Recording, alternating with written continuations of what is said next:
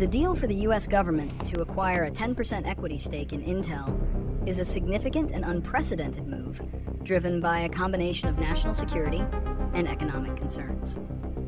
The Trump administration is converting previously allocated CHIPS Act grants and secure Enclave program funds into stock, essentially turning what was a giveaway into a taxpayer investment. This decision reflects a broader shift in policy aimed at securing a domestic semiconductor supply chain and reducing reliance on foreign manufacturing, particularly from Taiwan and China. The U.S. government's stake is a passive one, with no voting rights or board representation, but it's a clear signal of direct federal involvement in a key industry. While the deal is seen by supporters as a way to ensure national security and a return for taxpayers, critics worry about the precedent it sets. The move could lead to a slippery slope of government intervention in private corporate affairs, potentially entangling politics with business decisions and creating new risks for companies. The deal also follows a period of tension between President Trump and Intel's CEO, Lutnick, who was previously criticized over his ties to Chinese firms. The recent deal in which the U.S. government acquired a 10% equity stake in Intel is a direct result of the Trump administration's efforts to align corporate interests with national priorities. The administration, led by President Donald Trump, has been vocal about the need to secure a domestic semiconductor supply chain, particularly to counter China's growing technological influence. The deal converts previous CHIPS Act grants into a significant ownership stake.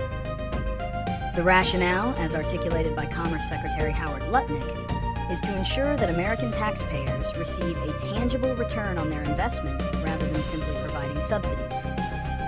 This approach aims to protect national security by shoring up a vital industry and to foster a new form of partnership between the government and private sector. This move also followed a period of tension and negotiation with Intel's CEO, Lutnick, whose past investments had raised national security concerns. By taking a stake, the government is signaling its commitment to a revitalized Intel, but also asserting a new level of federal oversight in a key strategic industry. The consequences of the U.S. government's stake in Intel are significant and largely unprecedented outside of a major financial crisis. While the government's position is passive, with no voting rights, the deal blurs the line between the public and private sectors in a way not seen since the 2008 auto bailouts.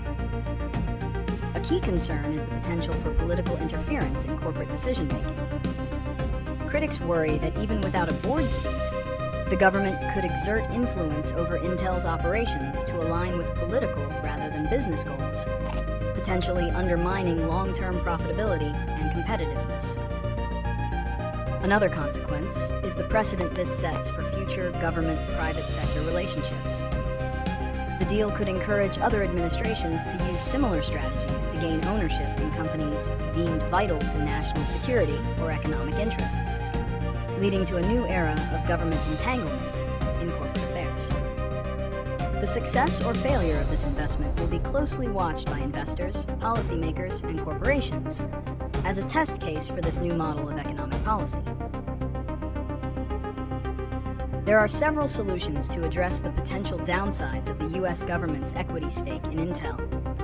To prevent undue political influence, the government could establish a clear, legally binding firewall that strictly limits its interaction with Intel's management to only what is necessary for its passive shareholder role. This would ensure decisions remain focused on business fundamentals. Another solution is to set a defined timeline and conditions for the government's eventual exit from the investment.